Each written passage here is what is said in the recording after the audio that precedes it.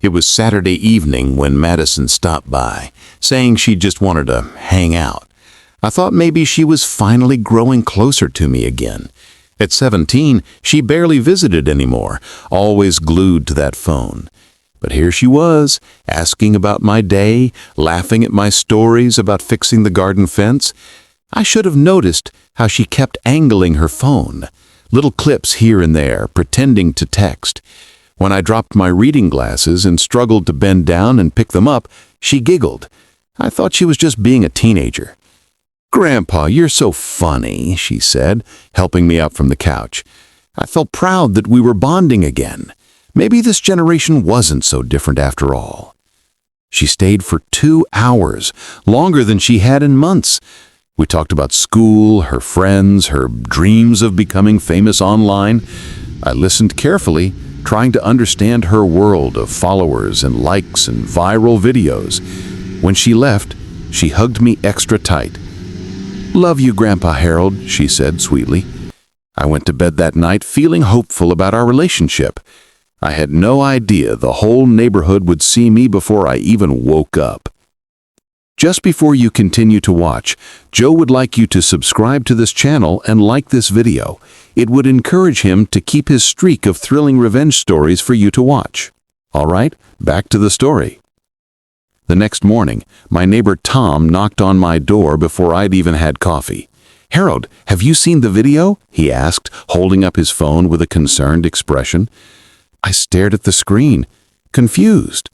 There I was, struggling to bend down from my glasses, moving slowly and carefully because of my bad back. But Madison's voice was laughing over the footage, and the caption read, "Grandpa moves like Windows 95 loading, LOL." The numbers made my stomach drop. 50,000 likes, 2,000 comments, most of them laughing along, making jokes about old people and slow computers. A few defended me, but they were drowned out by the mockery.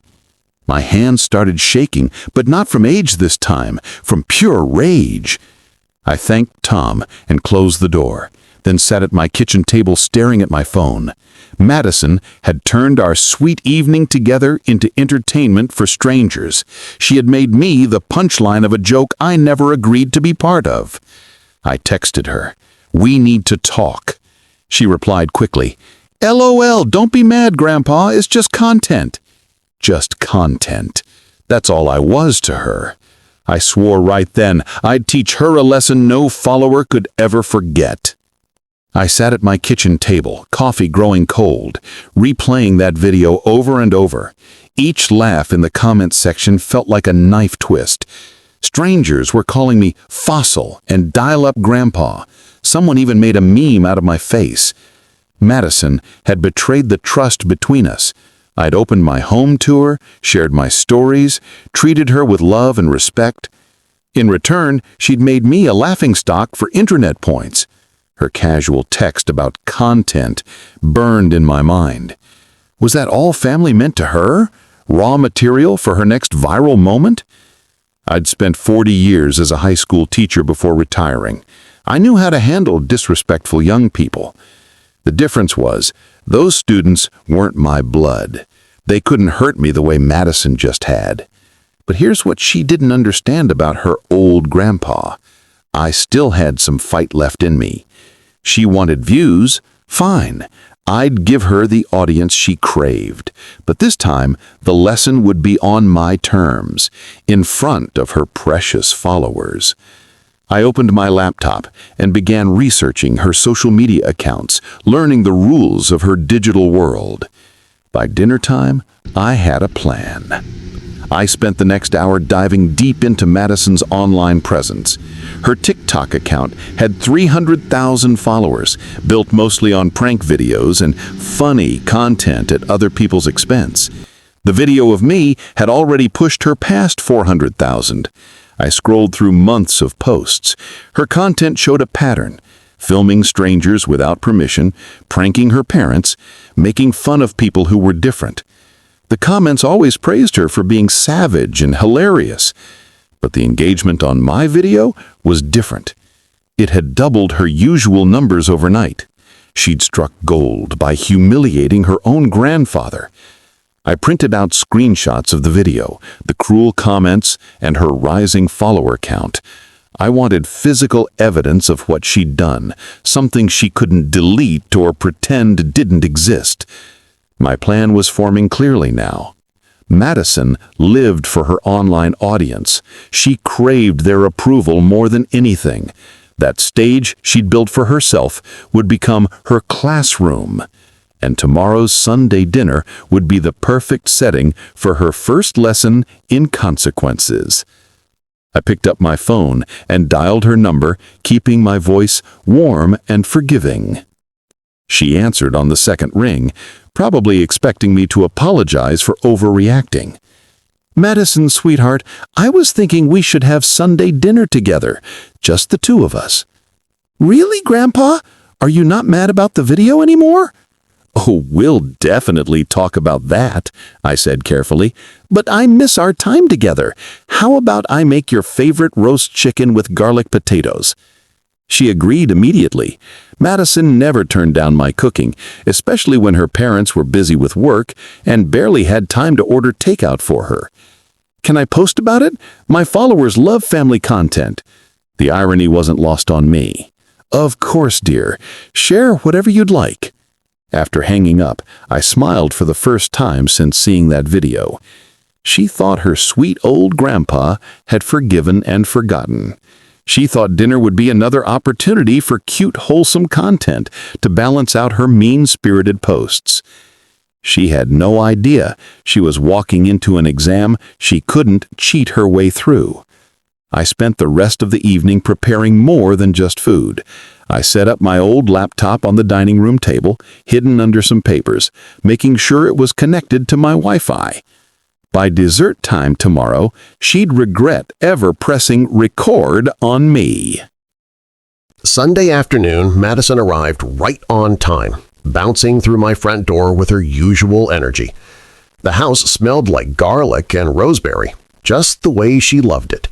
"It smells amazing, Grandpa," she said, already pulling out her phone to film my dining room setup. "My followers are going to be so jealous." I watched her snap photos of the table, the food, and herself, making exaggerated happy faces. She posted a story captioned, "Sunday dinner with the sweetest grandpa ever," with heart emojis. The sweetest grandpa ever. The same man she'd mocked to hundreds of thousands of strangers just yesterday. During dinner, I let her talk. She chattered about school drama, her latest video ideas, and how excited she was about her growing follower count. She even thanked me for helping her go viral without a trace of shame. I nodded and smiled, playing the role of the proud, clueless grandfather perfectly. She had no idea I'd spent hours studying her platform, learning how live streaming worked, understanding exactly how to use her own tools against her.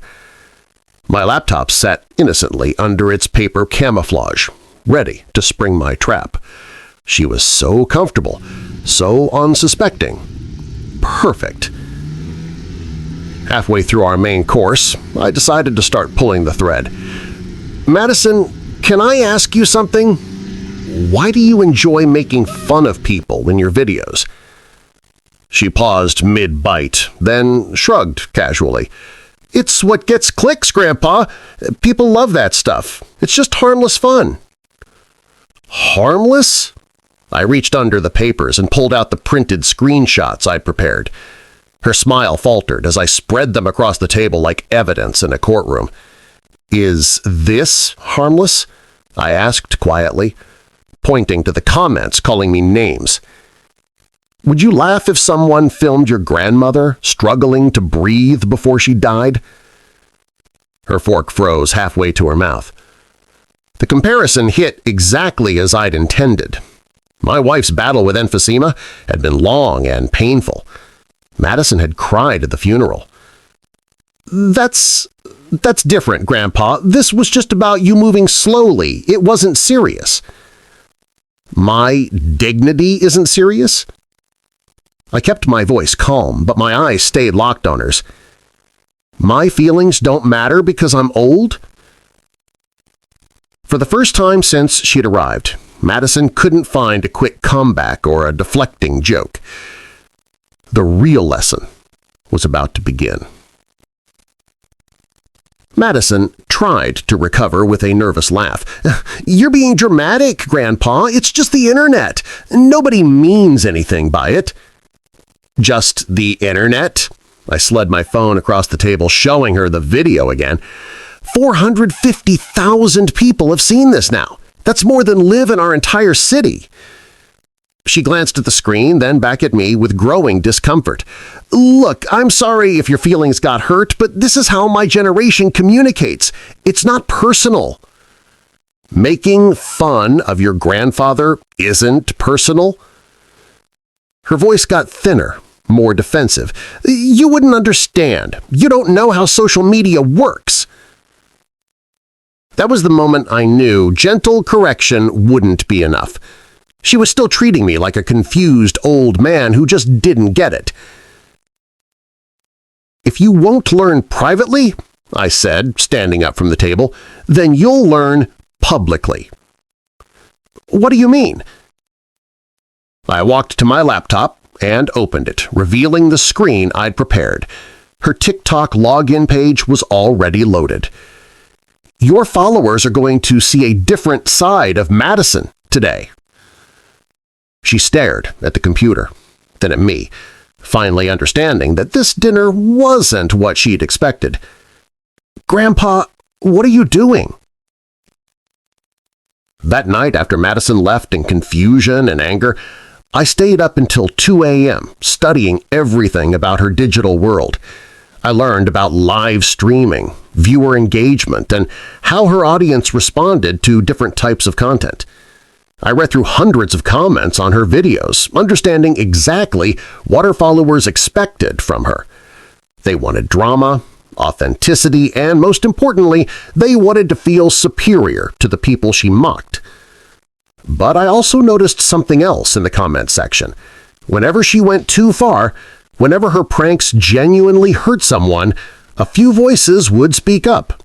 "This isn't funny. Poor guy. Not cool, Madison." Those voices gave me hope. Her audience wasn't entirely made up of cruel people. Many of them had consciences. They just needed someone to appeal to their better nature. I found her streaming schedule posted on her profile. Monday through Thursday at 7 p.m., she went live to chat with followers and plan upcoming content. Perfect. By the time I closed my laptop, I had mapped out exactly how her platform would become my classroom. She loved the spotlight, craved attention, lived for those little hearts and fire emojis. Tomorrow, I'd drag her into that same spotlight and teach her what accountability looked like. Monday after school, I called Madison. My voice was cheerful, as if our tense Sunday dinner had never happened. "Madison, sweetheart, I've been thinking about what you said yesterday, about not understanding social media." "Yeah?"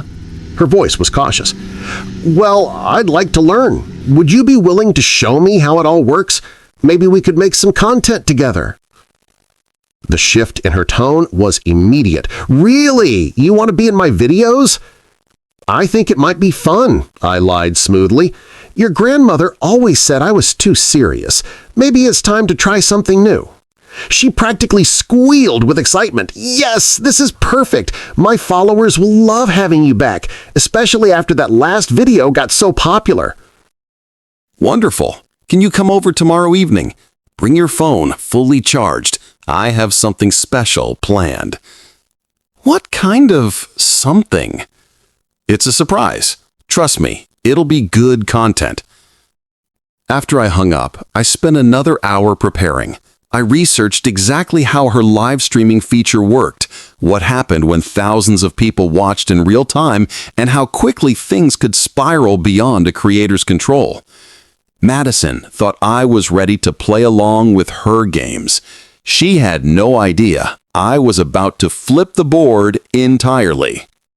Tuesday evening, Madison arrived with her phone, ring light, and her usual excitement about creating content. She'd even dressed up in her favorite outfit, clearly expecting this to be a fun, lighthearted collaboration. "So what are we doing, Grandpa? Are you going to try dancing, react to memes? Oh, we could do a Teaching Grandpa TikTok series." I guided her to my living room couch, where I had strategically placed her phone stand and adjusted the lighting. Everything looked perfect for a typical Madison video. "Actually, dear, I thought we'd try something different. Something more real." "Real how?" I sat down beside her and gently took her phone. "We're going live." Her excitement flickered with confusion. "Live? But I don't usually go live on random Tuesday nights.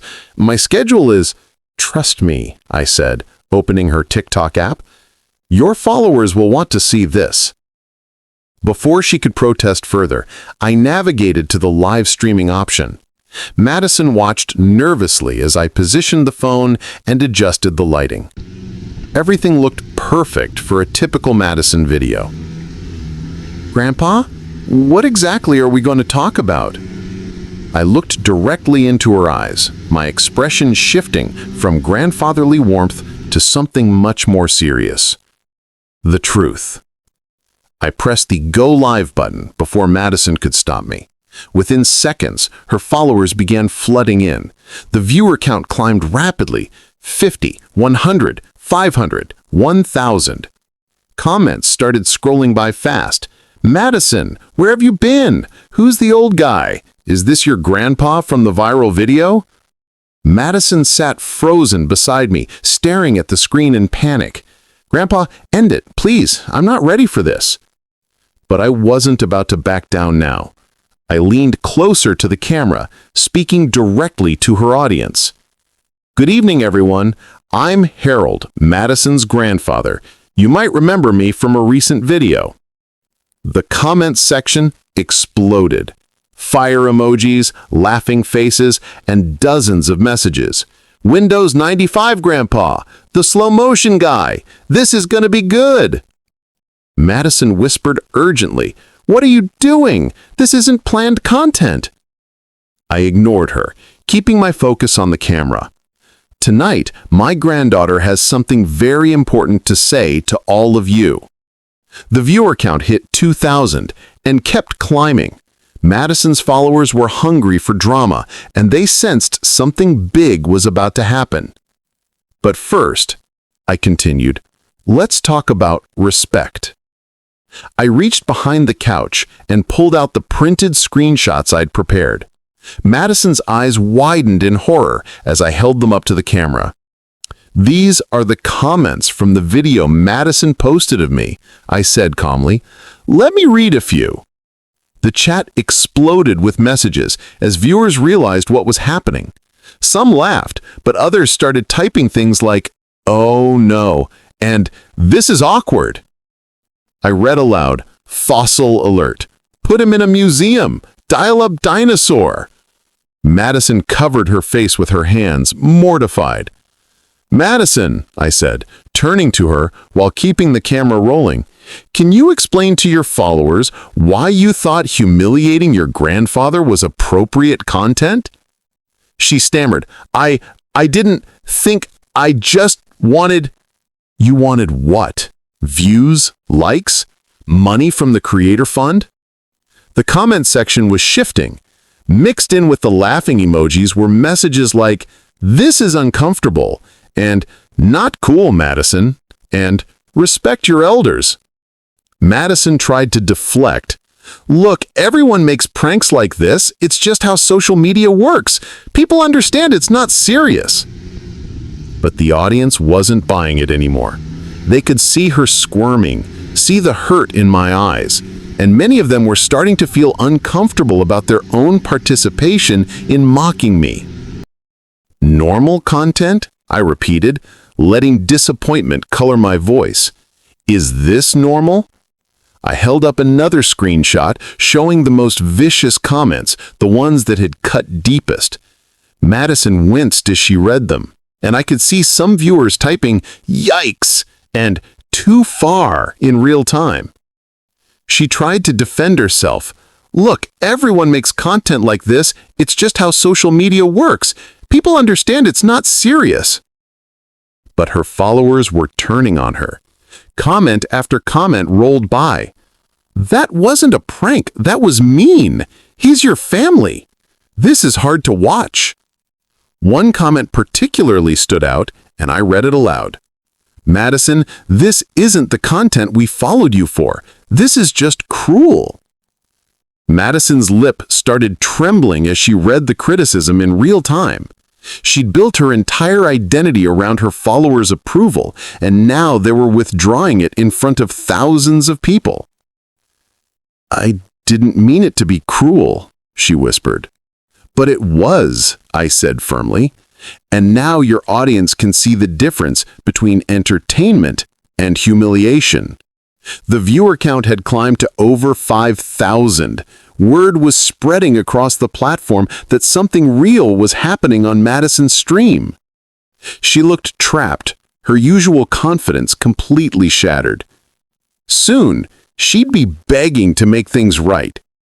The chat was moving too fast to read every comment, but the tone was clear. Madison's followers were demanding accountability. Apologize, appeared dozens of times. Make it right. He's your grandpa. Madison sat paralyzed, caught between her pride and the growing pressure from her own audience. She'd never experienced this kind of live criticism before.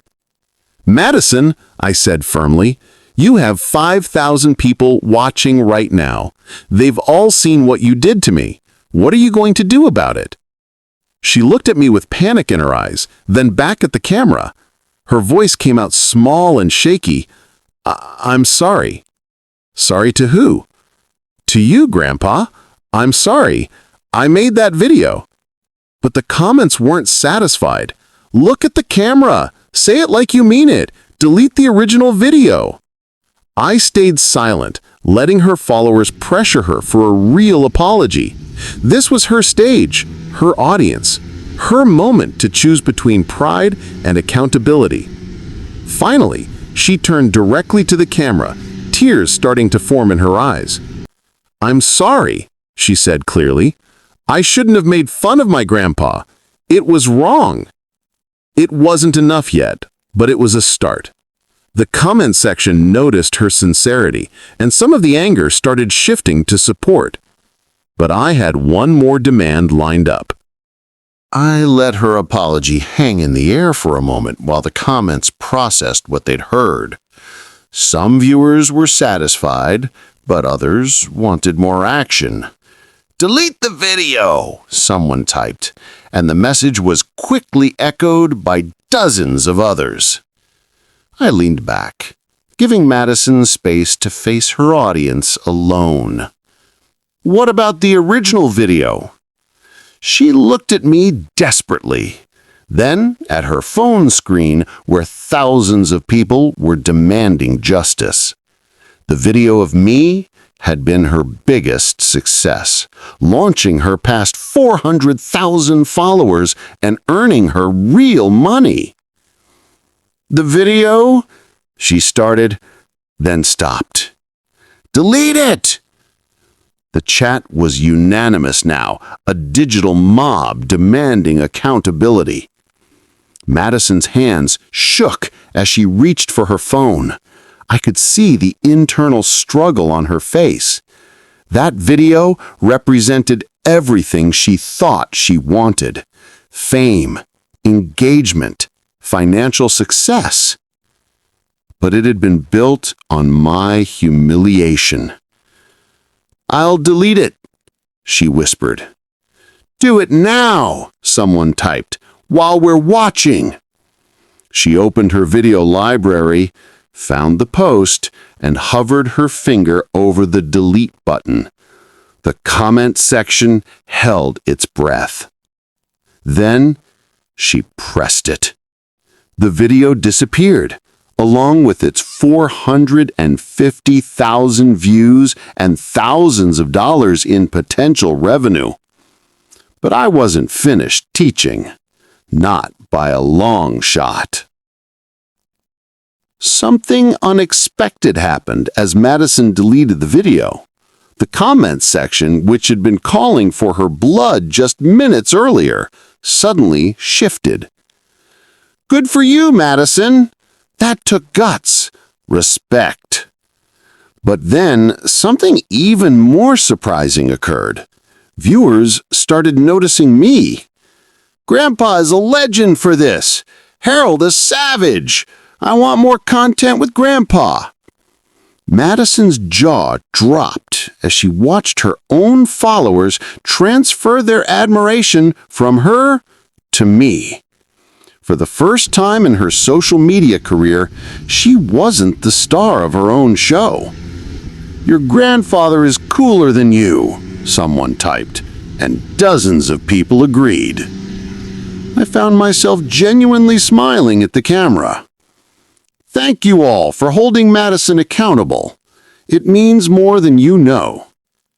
The viewer count hit 7,000, Madison's biggest live stream ever, and it was entirely out of her control. "Grandpa should start his own account. Harold for TikTok famous. More grandpa content." Madison stared at the screen in disbelief. Her own audience had been hijacked by the very man she thought was too old and confused to fight back. The student was about to become the teacher, whether she liked it or not.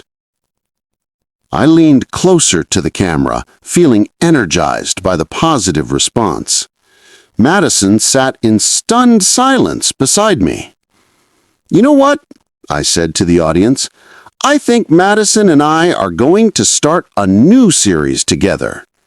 The chat exploded with excitement, while Madison's eyes widened in alarm. "Every week," I continued, "Madison will use her platform to share something meaningful.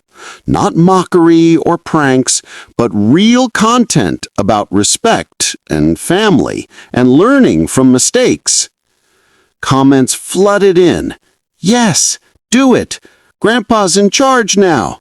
This is the best character development." Madison tried to object. "Grandpa, I don't think—" But I cut her off gently. "Think of it as community service. You've got a platform and an audience. Let's use it for something good." The viewers were completely on board. "Harold's in charge now. Madison, listen to your grandpa. This is why we need more elders on social media." Madison looked trapped.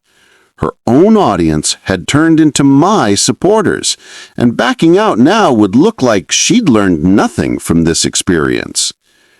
"The first lesson," I announced, "will be tomorrow. Madison will teach all of you about the real impact of online cruelty." She stared at me in disbelief, her empire completely hijacked by the man she thought was too old and confused to fight back. The student was about to become the teacher, whether she liked it or not. The next day, I watched Madison's first grandpa lesson video with satisfaction. She'd filmed me in my garden, explaining the history behind my rose bushes while she listened quietly and respectfully. Her usual high-energy, chaotic editing style was replaced with something calmer and more thoughtful. The comments reflected the change. "This is so peaceful. I actually learned something. More content like this, please." But I could see Madison's frustration in every frame. She hated being managed, hated having her creative control taken away, hated that her followers preferred my stories to her pranks. The video earned fewer immediate likes than her typical content, but the engagement was deeper. People were sharing personal stories about their own grandparents, talking about family respect, and thanking Madison for the change in direction. Her follower count actually grew by 10,000 overnight, But they weren't following her anymore.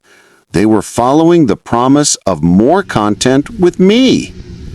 When she came over that evening, she looked exhausted. "My friends at school are making fun of me," she said quietly. "They're saying my grandpa's more famous than me now." I studied her face, looking for signs of genuine change versus mere frustration at losing control. "Is that what bothers you most? Or is it that you finally understand how it feels to be the joke?" Madison slumped into my kitchen chair, looking smaller than she had in years. "Both," she admitted. "Everyone at school is calling me Grandpa's girl and asking when you're going to take over my account completely." I poured her a glass of water and sat across from her. "How does that make you feel?" "Stupid, embarrassed, like I'm not in control of my own life anymore." Now imagine feeling that way because someone who's supposed to love you posted a video mocking you to hundreds of thousands of strangers. She winced. "I get it, okay? I messed up." "Do you? Or are you just upset that the tables turned?" For several minutes we sat in silence. I could see her wrestling with herself, pride fighting against genuine remorse. Finally, she looked up at me with tears in her eyes. "I really hurt you, didn't I?" "Yes, you did." "I keep thinking about Grandma's funeral, how you cried when you thought no one was looking, and then I made people laugh at you the same way." That was the first time she'd connected the emotional dots, understanding that I was a real person with real feelings, not just content for her platform. "I can't undo it," she whispered. "No," I agreed, "but you can choose what you do next." Over the following weeks, something gradual began to shift in Madison. At first, I thought it was just resentment over losing control of her platform. But slowly, I noticed real changes. She stopped rolling her eyes when I told stories. She started asking follow-up questions instead of immediately reaching for her phone. When we filmed content together, she seemed genuinely interested in what I had to say. The comments on her videos reflected the change, too. Madison actually seems like she's listening now. You can tell she respects her grandpa. This character development is amazing. But I kept my guard up. Years of teaching had taught me that behavioral change often came before genuine attitude change. I needed to see proof that this wasn't just performance for her audience. One evening, she showed up at my door without her phone or ring light. She just wanted to help me organize my workshop. We spent 2 hours sorting through old tools and talking about her father, my son, and how difficult his deployment had been for our family. She shared worries she'd never mentioned before, fears about her future that went deeper than follower counts. "I don't know who I am without the attention," she admitted, holding up a rusty wrench. "What if I'm actually boring?" It was the most honest thing she had said to me in years, but the real test was still coming. One evening in March, Madison asked me something that caught me completely off guard. "Grandpa, do you hate me?" We were sitting on my porch, watching the sunset without any cameras recording us. Just a grandfather and granddaughter talking. "Hate you?" I turned to look at her. "Madison, I could never hate you." "But after what I did, how can you not? I made hundreds of thousands of people laugh at you. I turned our family moment into entertainment." Tears started rolling down her cheeks, the first genuine tears I'd seen from her since this whole situation began. "I hate what you did," I said carefully. I hate that you thought so little of me that you'd use my pain for content, but I don't hate you."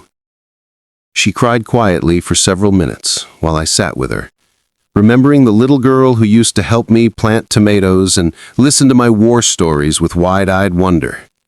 "The internet forgets fast," I said finally.